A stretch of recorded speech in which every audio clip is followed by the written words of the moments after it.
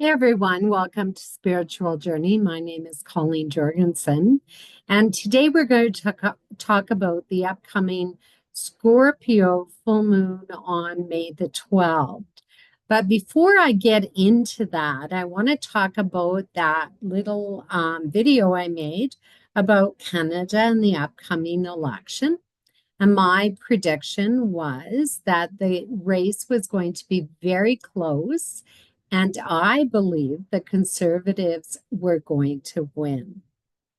Of course, we all know that never happened. So, what's interesting is that day on April 28th, one day after the new moon, was had the moon moving through the sign of Taurus, which is a money sign. It crossed over the Canadian chart in the 8th house. It crossed over Pluto. So economics and economic difficulties were going to be highlighted. And also with the public, that the public's most concerned about the economy and the dealings with Donald Trump. And in addition to this, the moon was going to join with Uranus, which, in my opinion, was going to cause the population to change their vote at the last minute, which I believe most likely all transpired.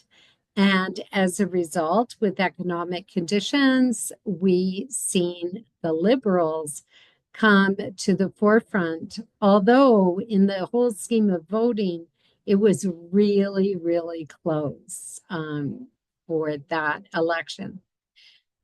So, have things changed? Well, we have this full moon, and we're still in this really unpredictable energy. And most astrologers are going to tell you that Uranus is really hard to predict because Uranus often does the complete opposite of what one expects is going to happen. So that is why it is the planet of surprises.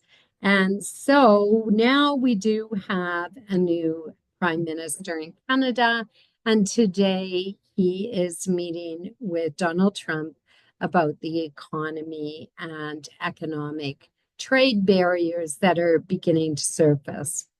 So, what about this Scorpio moon that we have on May the 12th? 10:55 a.m. Mountain Standard Time, Central Standard Time. That would be 9:55 a.m. Pacific Standard Time and 12:55 in the afternoon Eastern Standard Time. It arrives at 22 degrees of Scorpio, 12 minutes, and it is in opposition to the sun. Now, full moons bring awareness. They're culminations and peaks of energy. They are not a releasing energy. It's just a sudden awareness of where we are located, what is happening around us, and new revelations generally come to the surface. Wherever this lands in your chart is important for any full moon or new moon. So wherever you have Scorpio riding in your location of your chart, that is where all the energy is going to start to manifest. Now, the moon in Scorpio is considered to be in its fall, so it doesn't function really well in the sign of Scorpio because the moon in general is about growth. It's a watery element.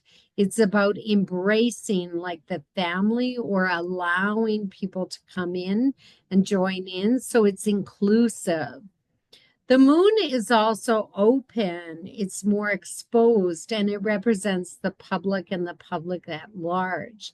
Now, Scorpio is completely the opposite of that. Scorpio is wants to eliminate, it wants to transform, it wants to change, to shed, discard. It is private, it's very secretive, and it holds hidden elements within it. So the moon here is not functioning well, and the moon in this position can really lend itself to the public being suspicious that somebody is doing something, but we just can't put our finger on it, and or that conspiracy theories start to emerge as to why certain events are happening, and speculation as to what is happening behind the scenes. But the moon also is very much about secrets coming to light with this full moon, scandals, or things that have been done behind doors, and in the privacy of one's own bedroom that could be sexually related begins to surface as well. Because it's in opposition to the sun, as it quite often and always is at a full moon, you can get leaders kind of being exposed, or that the public is suspicious of some of the activity that is going on within some leaderships. Now, Scorpio is going to, as we've sort of really experienced for quite a while now, a lot of intensity with the eclipses happening in March. And then we have this whole energy that began to emerge in April, even though it kind of settled down to some degree. And now we have May starting out with some things that are projecting us along, and we're still not out of the tension that has built up. And so Scorpio, the Scorpio moon is actually going to add to some of that emotional intensity. Scorpio is a very passionate sign. It doesn't give up easily. It's extremely determined to get from point A to point B. And because Scorpio represents death and the death process, we can hang on far too long with the sign of Scorpio in play, because we have this belief that if we just hang on just a little bit longer, things are going to get better. And that is part of the control element that moves through Scorpio. It's finances and financial sharing. So, how well are we at combining resources together and actually working together? So, free trade and the whole concept of trades and tariff agreements really play into this moon to really say, what benefits you benefits me. And if we share, we could probably do much better, both of us equally, and capitalize. We could capitalize on some of these agreements. However, the sun in the sign of the financial sign of Taurus is kind of saying, I just kind of want to keep it myself. I don't necessarily want to trade. I don't want to necessarily want to give you my portion or give you my goods. I'd rather just keep those to make me more secure and more safe in my own financial stability. So this can really tap into banking, the banking sector, stocks, because Scorpio rules stocks and investments. And this is the financial axis that is really being triggered here. And sometimes with Scorpio, you can get some shady deals going on that are kind of kept under the radar. And in this particular full moon could actually come to light. Taurus also rules like agriculture, food sources. Taurus is really about, security incomes and how well your income and how far you could stretch your income to buy the goods and services that you need in order to support yourself. And what is worth something. So we could really see a shift for the public in the sign of Scorpio saying, things are a little off balance here, and I don't have the resources. I need more resources, and I need more sharing going on in order for me to have adequate income to support myself and make myself feel secure. So at the beginning of this video, I was talking about the unpredictability of things. And that comes because the sun is at 22 degrees, 12 minutes of Taurus, and it's riding towards Uranus. And so Uranus really is activated here at 26 degrees 59, almost at 27 degrees of Taurus. So if you have any degrees at 27, you're probably going to see some changes that could come about quite abruptly, and some shifts taking place. Uranus is extremely unpredictable, as I've already mentioned, and it brings about surprising elements. It doesn't like to be held down or controlled, and Scorpio likes to control things. So you get this polarization, this fight almost to release itself from the control. Now, the control of what? Maybe the financial system, the control of secrets, or blackmailing techniques that are being put into play here. And it's disruptive. It's very disruptive, and Uranus is very chaotic. So both Pluto, Scorpio rules Pluto, and Uranus are very disruptive because they're quite explosive. And some of the revelations that could be materializing here could be really revealing as to the economy and how stable we actually are, and comfortable, I guess, in our beliefs. Or are we living in this bubble of illusion still? Taurus likes stable, steady, grounded energy. It's an earth sign. And so leaders of the world are kind of saying, don't worry, but we are going to turn a corner here in some way. And there could be some shakeups that really happen. Uranus is also like about change. It's very much about breaking down something, and it produces tension here with this elastic band that is going on. So leaders are extremely unpredictable at this time, which makes it very unstable for the population in the moon in Scorpio. And Scorpio is about spending my money to keep the economy going. And so we could see a tightening up here actually. And it's kind of like a thunderbolt that goes off that, oh, I didn't expect that to happen. And so we could really see also with this, because Uranus is in play, further aviation disruptions, which we've seen quite prevalently in the United States.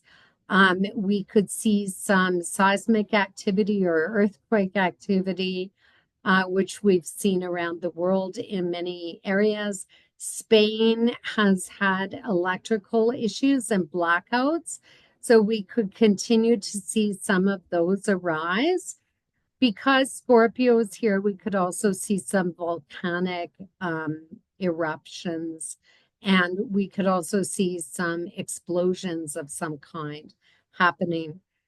This is a really revolutionary energy that is going on that is pretty determined to have its voice heard and demonstrate the need for change and the need to go in a different direction. The good news is Pluto, which is newly in Aquarius at 3 degrees now, is retrograde at this time. So there's this real highlight here to maybe go back in time, whatever plans you made to kind of review some of those options and to really navigate this through that lens of what happened, how can I change it? Self-reflection is really important here. And so you can really get this sense that society in and of itself maybe needs to change directions. Pluto is trine to Uranus, or like in the throes or very close to a trine to Uranus now, even though Uranus is very close to Algol still, and Algol is heads are going to roll. It can mean literally heads are rolling, literally, or it could be that somebody's in trouble, like somebody's got to take the fall because we've got that moon in Scorpio. Somebody's got to take the fall for certain decisions that maybe aren't theirs or have no really close association with whatever transpired or whatever secrets are coming out. And that could really mean that somebody is getting blamed for something that isn't theirs. You really got to watch for that because, you know, the public kind of looks at this and goes, yeah, it's their fault. We just want somebody to be accountable and for somebody to pay the price for this this event that possibly could happen. And so there is this energy of revolution, protests, rebellion coming to the forefront because of certain information that is coming to light with this. So it is really an unpredictable energy that is emerging. And you can't really in the whole scheme of things, really gauge exactly what is going to happen. So Eris is also involved here at 25 degrees of Aries because she is coming to a conjunction with Chiron in the sign of Aries on the 27th of May. So this aspect is in play right now. And Eris is in conjunct the moon, or and this is an aspect that really takes some adjustment to and can really bring up some old wounds and old hurts to the surface as we reflect back on certain events that have happened. Chiron is really that asteroid, which is the wounded healer, and a wound that never really heals. It covers itself over, but it's deep down. It's like can be passed on from lifetime to lifetime, a generation to generation, and it's this moon could open up some of those deep-seated, shadowy things that we keep deep inside of ourselves that we don't readily show the world, and it's not that transparent. And harms or difficulties that have occurred, not only just as an individual, but as a group of people, a race of people, that something is being triggered here that could cause some backlash with Eris here. Eris is the planet of chaos, um, discord, discomfort. And usually speaking, Eris doesn't come out and really stand out, but certainly the waves of dissent filter through that can affect large populations simply by a rumor or innuendo that somebody is um,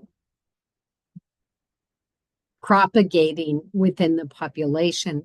And it's interesting because I heard a lot of these rumors or these allegations during the Canadian election of, well, we can't vote this way because if we do, this is what's going to happen. We're going to lose funding for this, or we can't vote this way because Canada will be lost to the United States. So there was a lot of this Chiron era stuff going on even at the end of April, and the belief that this is true, and it triggers something.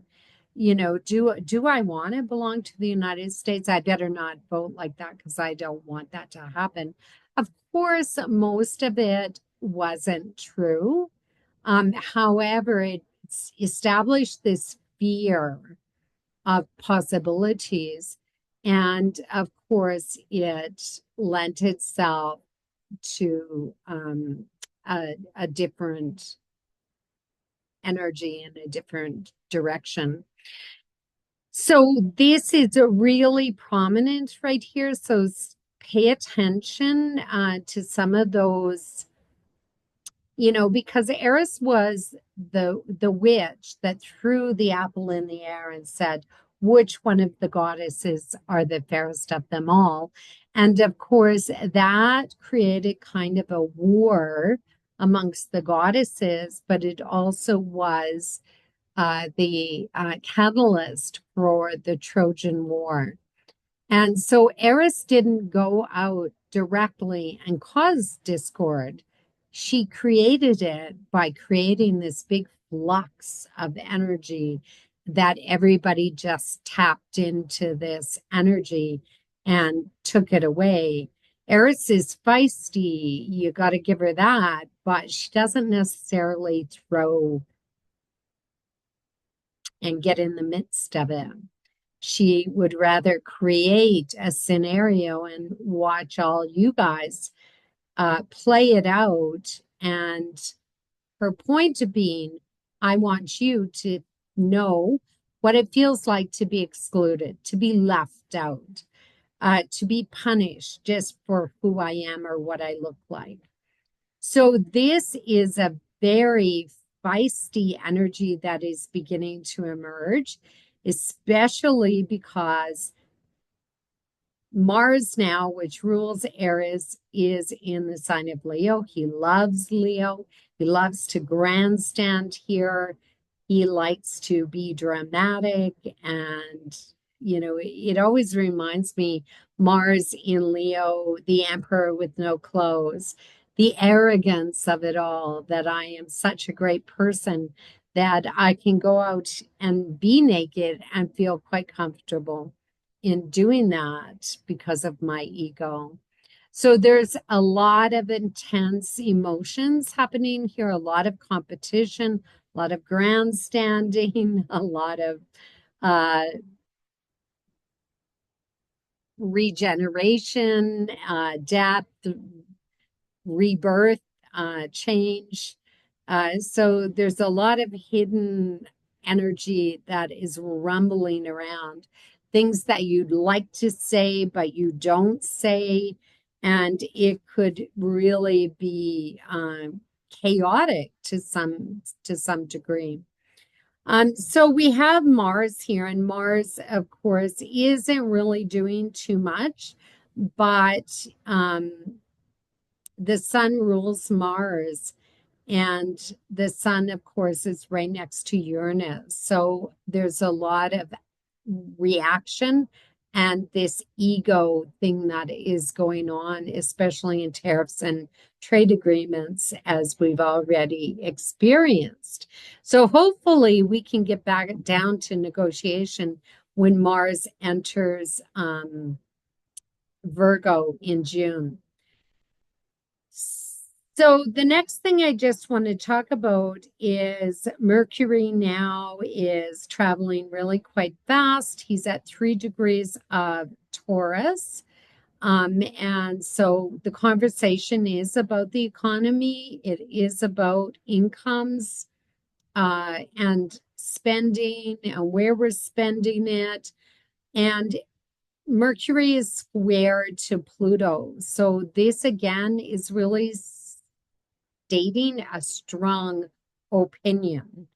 And we can get that polarization happening because Mars, even though it's moved away from its opposition to Pluto, there is energy there because it was in pretty exact at this election, the Canadian election, but also the November election in the United States. So it's a feisty polarization, a feisty um, challenge to the death, maybe, of not giving in, the stubbornness of it all, can really set the tone here with Mercury square to Pluto here, with strong allegations, strong conversations about the economy and what is best for the people and humanity, what is best here. Where are we spending our money? Are we seeking to save? Are we seeking to spend it on those humanitarian difficulties like the environment, controlling of garbage, waste disposal? What exactly are we doing? And this is really a challenging conversation.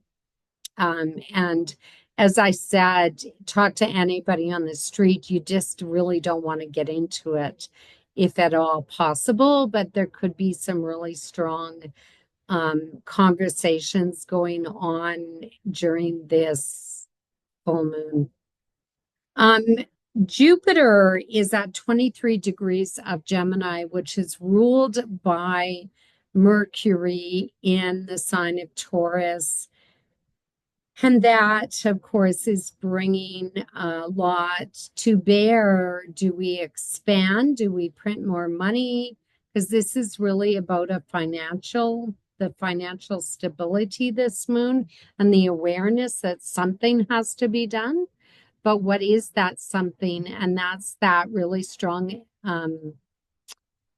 conversation that needs to happen, not only with yourselves, but with those in positions of financial stability, like the banking system.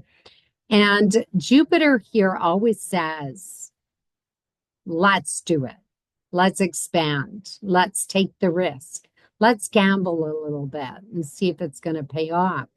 Yet Jupiter is about to make its third and final square to Saturn, which is linked to December 20th of 2021 when it formed its conjunction on the winter solstice and started this new cycle.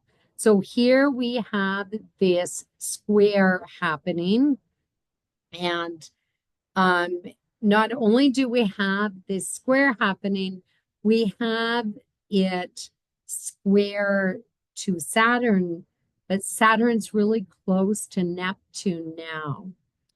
And these are all cardinal signs that are emerging in June. On June 15th, Jupiter will have entered Cancer, and then we get this whole dynamic happening. So it's already activated, even though Jupiter in this chart is at 23 degrees of Gemini. which is saying, let's talk about it. Let's get to the table. Let's have a conversation. Except there's so much information, it's hard to break it down. And because of the square to Jupiter or Saturn, it puts blocks up. Because Saturn's in Pisces, and Pisces goes, well, I don't know where to go. Like sky's the limit again. And we rely on pure faith that everything is just going to work itself out. Just talk a good talk,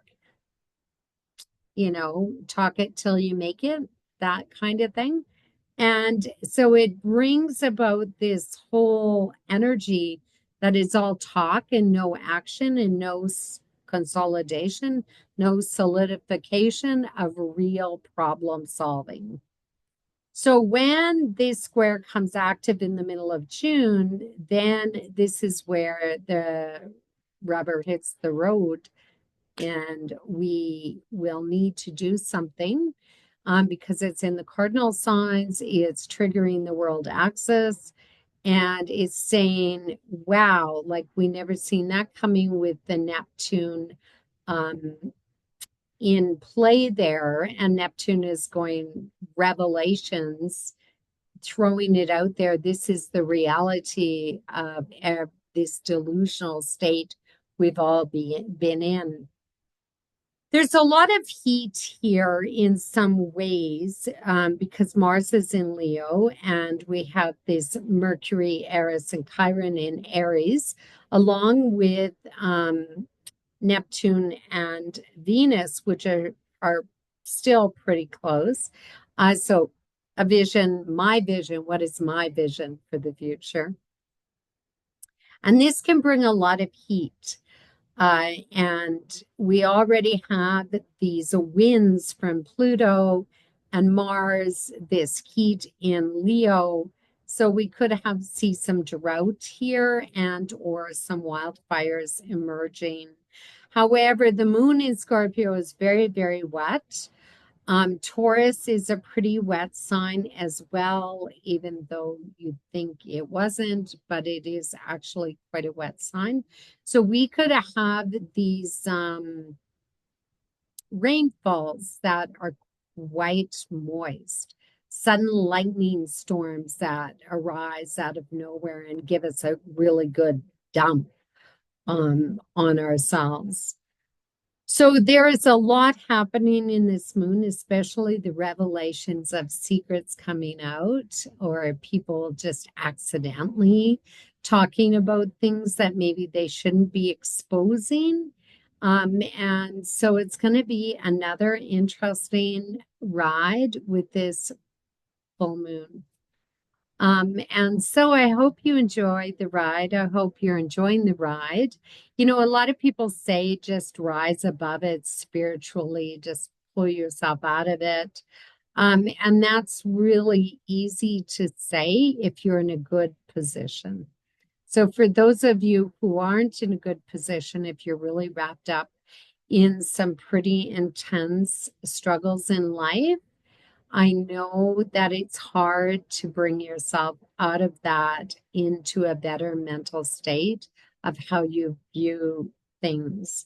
So this may give you the edge to either hang on or let go of whatever it is that's been causing you a lot of emotional intensity or emotional struggles. So I'm going to leave you with that, and I'm going to get back to that Canadian projection and what's going to happen in that whole scenario in another video. So stay tuned. Okay, I'll catch you later. Bye-bye.